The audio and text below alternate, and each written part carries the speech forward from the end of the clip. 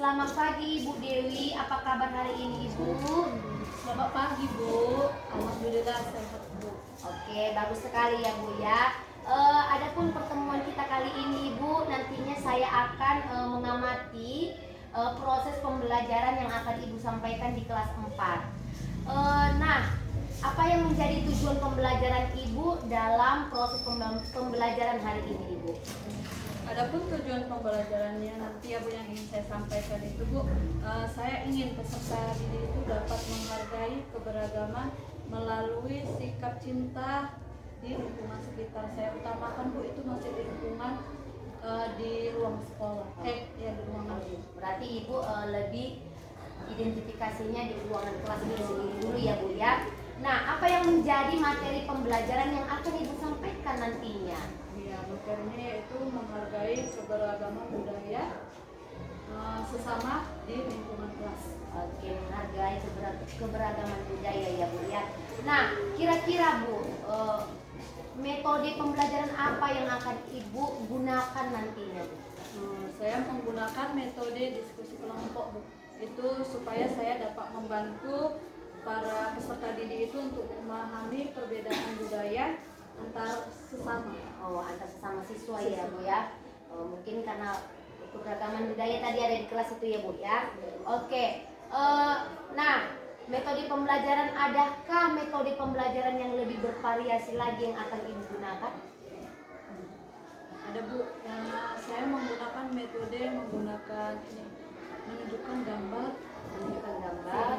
video atau membuat contoh-contoh lain tentang lingkungan di kelas. Oke ya Bu ya. Nanti saya perhatikan ya Bu ya. Oke, media pendukung apa yang akan Ibu gunakan nantinya dalam proses pembelajaran medianya? Medianya ya Bu, terutama itu buku pelajaran pendidikan Pancasila. Yang kedua menggunakan laptop, infocus dan speaker. Oke. Nah, nantinya dalam proses pembelajaran nantinya ya kan Bu ya, apakah Ibu akan memberikan kesempatan kepada siswa untuk berpartisipasi? Saya akan memberikan kesempatan kepada peserta didik untuk berpartisipasi supaya ada timbal baliknya, respon. Oke, bagus ya Bu ya. Nah, baiklah ya Bu, itu tadi ya. Nah, Ibu lanjut ya Bu ya. Kira-kira Bu, nah strategi apalah yang akan Ibu gunakan untuk menjaga fokus siswa nantinya selama pembelajaran? Saya itu menggunakan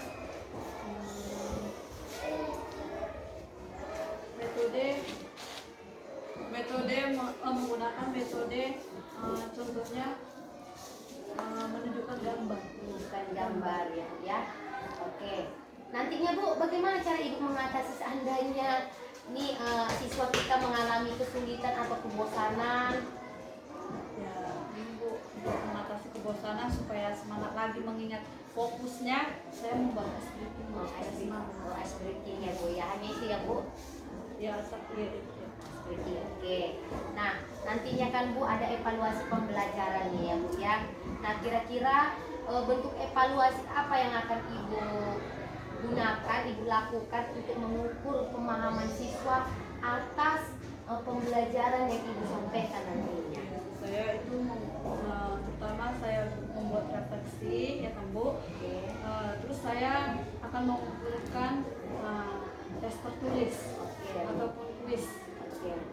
Bagaimana nantinya Bu hasil evaluasi itu tadi yang melalui tes tertulis dan lain sebagainya yang Ibu sampaikan tadi untuk memperbaiki pembelajaran selanjutnya Bu?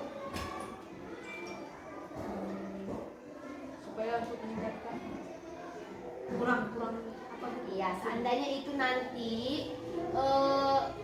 untuk perbaikan selanjutnya. Nah, tahu kan Bu, ini hari kayaknya Ibu merasa nanti kurang maksimal. Jadi bagaimana cara Ibu nanti untuk memperbaikinya di selanjutnya pembelajarannya? Mungkin saya harus lebih banyak lagi ya Bu belajar dan mengevaluasi yang sudah mencari strategi baru untuk merancang pembelajaran lebih menarik supaya murid-murid itu dapat semangat dan termotivasi untuk belajar. Oke ya, bagus.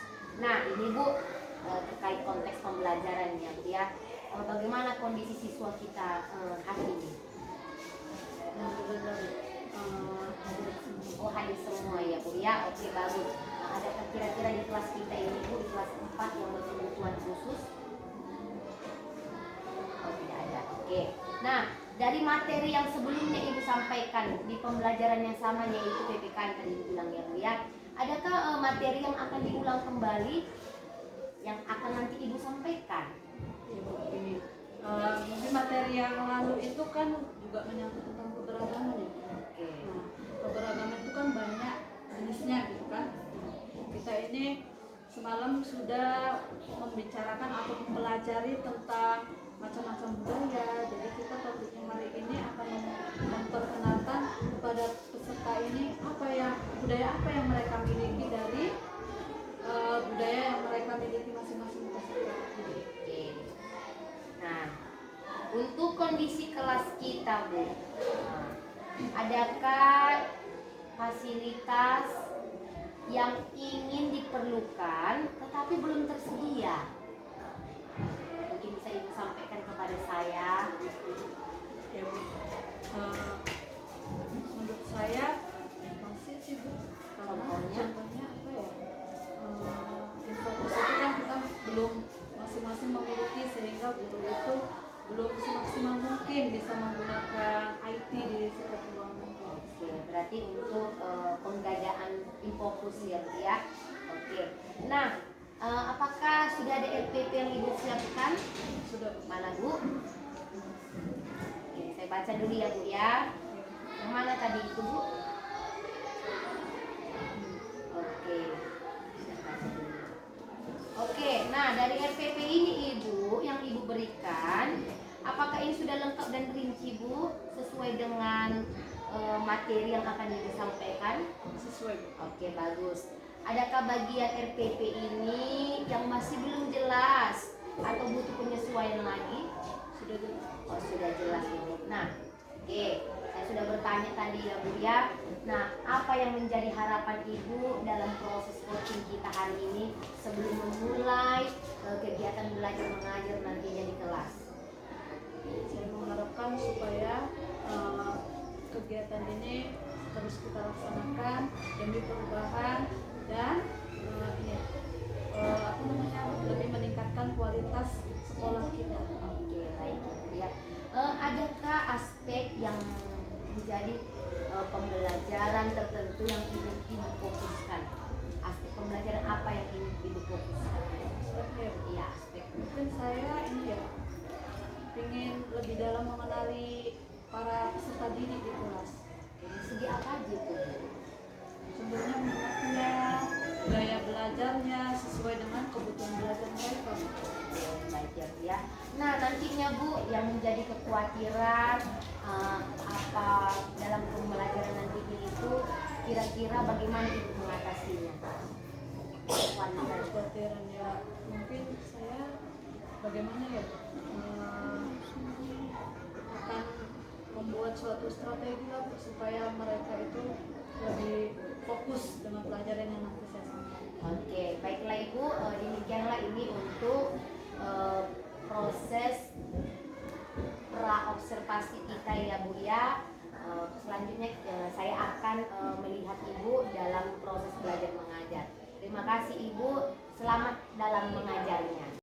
Nah, Ibu saat ini datang ke kelas kalian untuk mengamati proses belajar mengajar. Jadi, Ibu harap dapat mengikuti pembelajaran yang disampaikan Ibu Dewi. Semoga bermanfaat. Baiklah anak-anak, selamat pagi.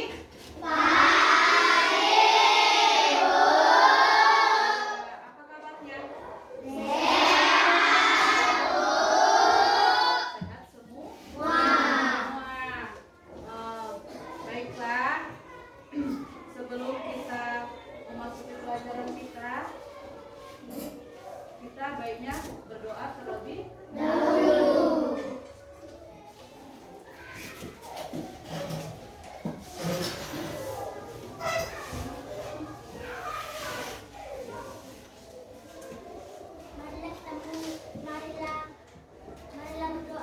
agama dan budaya masing-masing. Doa dimulai.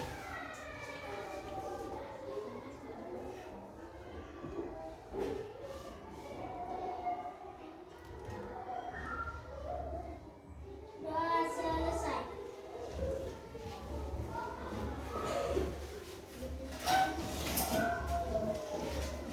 Iya, tadi kita sudah berdoa supaya nanti kita semua dapat apa? Memahami apa yang Ibu sampaikan materinya pada hari ini.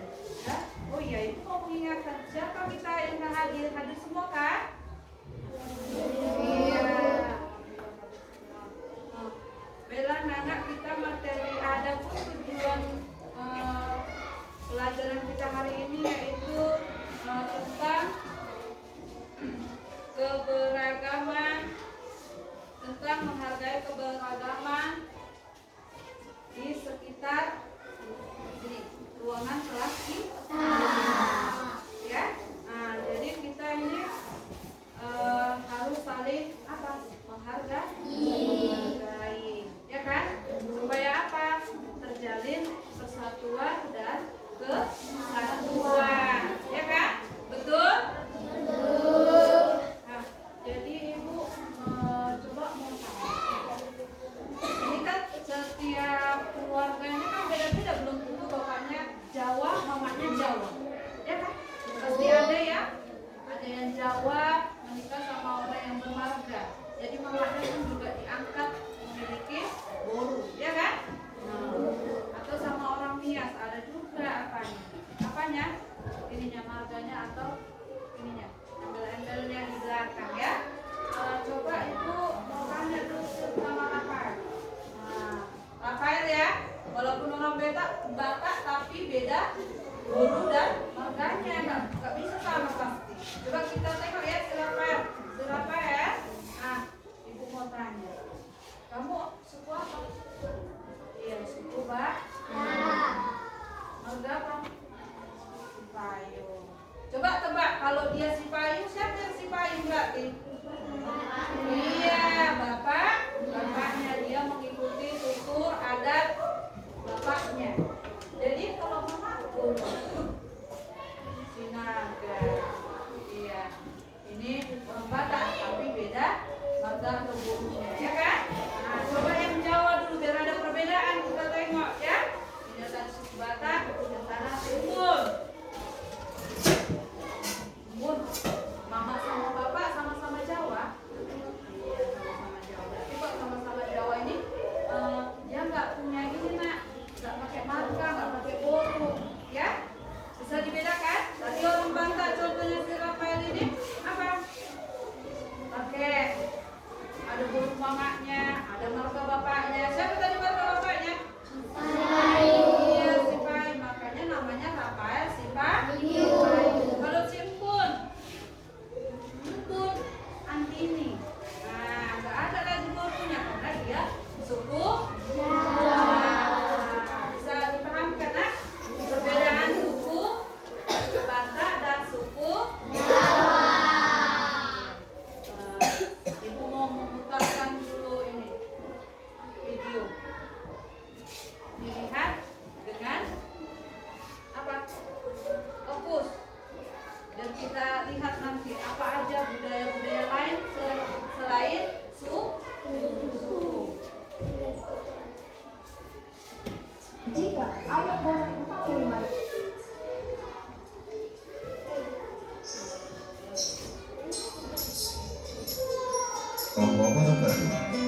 Sobat Sumber Belajar, kali ini kita akan belajar tentang keragaman budaya di lingkungan sekitar. Indonesia merupakan negara kepulauan. Masing-masing pulau tersebut didiami oleh suku bangsa tersendiri. Karena memiliki banyak suku bangsa dengan adat dan budaya yang berbeda-beda, maka Indonesia merupakan negara yang memiliki banyak keberagaman. Bangsa Indonesia dibangun dari sejumlah perbedaan atau keberagaman. Keberagaman bangsa Indonesia meliputi suku bangsa, agama, budaya, serta adat istiadat. Keragaman budaya bangsa Indonesia meliputi rumah adat, pakaian tradisional, tarian adat, upacara adat, alat musik dan lagu tradisional, senjata tradisional, dan makanan khas daerah. Sobat Sumber Belajar, bentuk keragaman budaya bangsa Indonesia antara lain sebagai berikut. Upacara adat.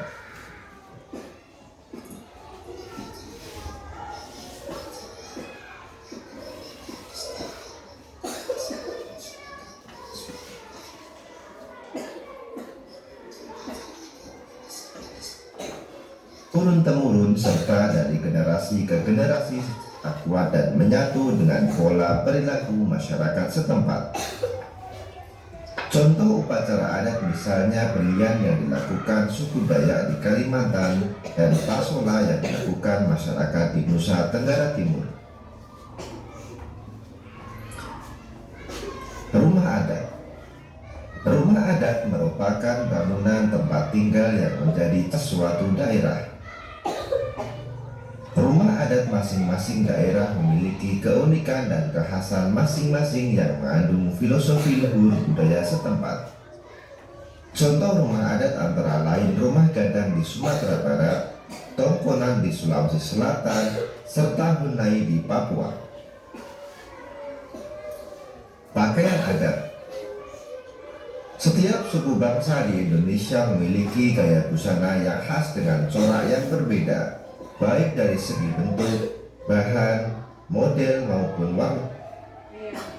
Udah ya, tadi kita sudah melihat video tentang keberagaman budaya yang ada di Indonesia. Tadi kita sudah sedikit menyinggung tentang keberagaman budaya. Yaitu yang pertama masih masalah suku. Tadi kita sudah melihat videonya. Selain keberagaman suku kita, apalagi yang ada, Nak? Siapa yang tahu? Selain suku, apalagi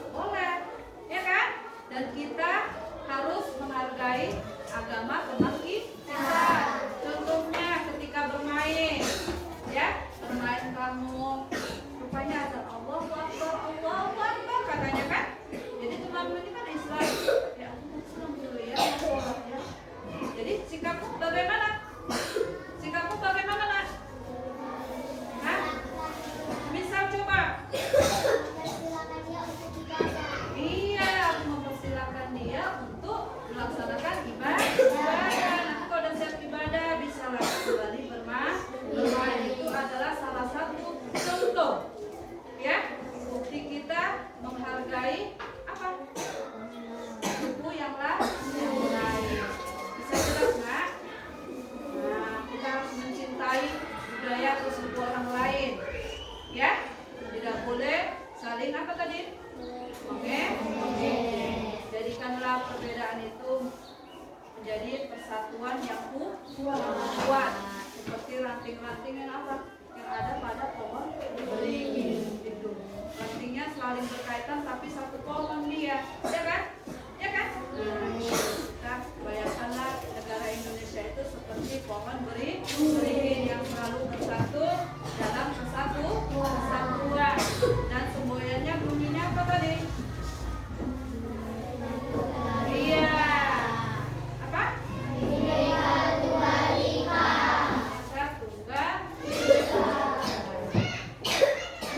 Baiklah anak-anak, pelajaran kita hari ini sudah jelas semua atau mau bertanya?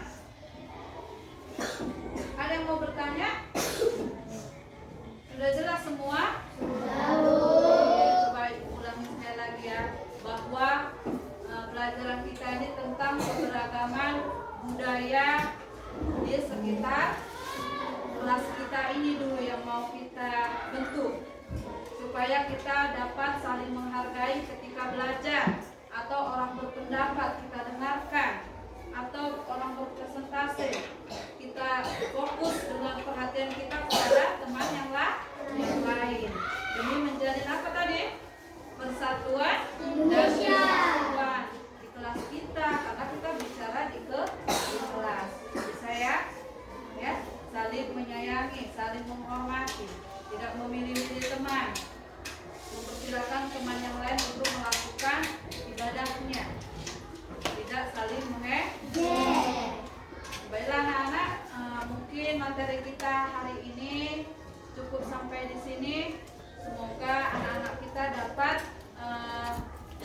merenungkan atau memikirkan yang dibilang ibu itu sudah belum ya saya laksanakan, atau masih perlu diperbaiki atau tidak, atau aku harus meningkatkan di dalam kelas.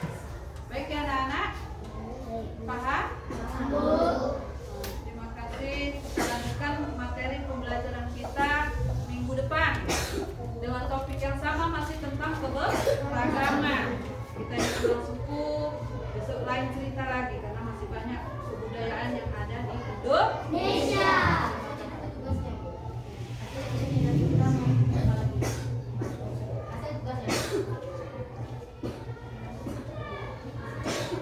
Kasih buat ya yang dari ucapan mereka. Nanti kita kesini ya Bu ya.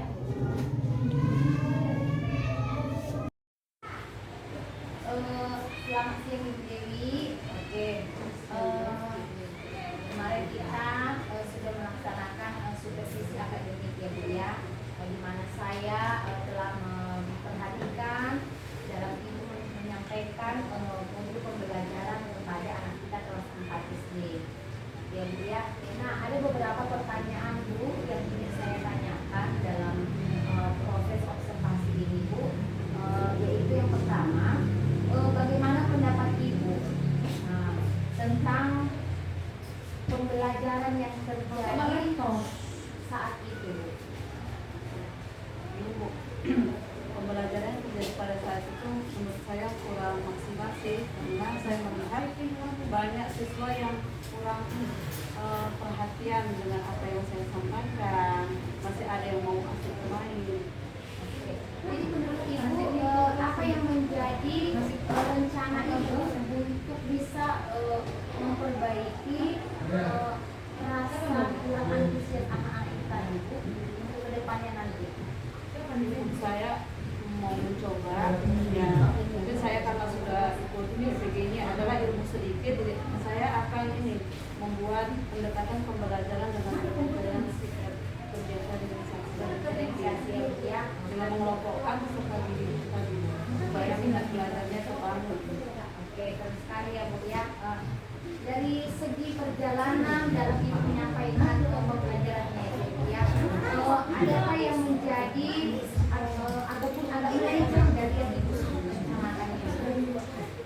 Malah tahu tidak sesuai dengan alur yang Ibu susun dalam modul ajar itu, adakah tidak? Ada ya. Jadi kesulitan yang Ibu sampaikan tadi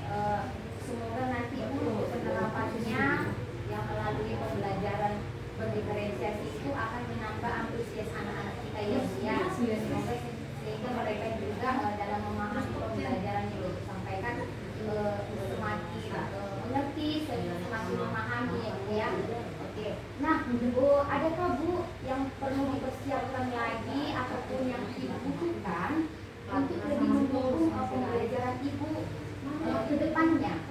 Ya, mungkin saya sebagai guru wali kelas di kelas 4 itu mungkin saya akan lebih memberi pendampingan dan bimbingan pada setiap kelompok yang saya bertanya. Untuk dari segi alat sarana dan prasarana bagaimana Bu? Alhamdulillah sudah ada sudah mendukung gitu. Ya, oke. Terima kasih Bu untuk kegiatan kita saat ini. Semoga ini bisa ada manfaat dari kita semua. Ya, terutama kalau kita untuk menyampaikan semakin kepada anak-anak kita dengan lebih berinovasi lagi, lebih berkreatif lagi. Terima kasih ya Bu ya. Oke. Baik, terima kasih buat Ibu Maria Sipayung sebagai calon guru penggerak. Sebelumnya saya memperkenalkan diri, saya pengajar praktik dari Ibu Maria Sipayung. Tadi saya sudah mendengar terkait proses coaching yang sudah dilakukan oleh Ibu Maria Sipayung, dan sebagai coach di sini Ibu Dewi Juliana. Dalam pelaksanaan proses coaching, saya memperhatikan Ibu Maria Sipayung sudah melaksanakan proses coaching dengan alur virtual. Semoga pembiasaan ini menjadi sesuatu hal yang membudaya nanti di sekolah, sehingga guru-guru yang ada di SD di Huta Bagasan, di tempat Ibu bertugas, nanti apabila ada sesuatu permasalahan terkait di pembelajaran, semoga nanti guru-guru di SD tersebut dapat saling berbagi praktik baik dengan menggunakan proses coaching yang memang membuat kita semakin dapat terbuka dalam mengutarakan apa yang menjadi permasalahan di kelas, dan kita dapat berkomitmen untuk mengubah cara-cara kita dalam belajar. Mungkin itu saja yang bisa saya sampaikan sebagai pengajar praktik. Semoga ibu-ibu sekalian tetap semangat dalam menjalani pendidikan guru penggerak ini. Oke, terima kasih ya Pak ya. Oke. Kita foto dulu.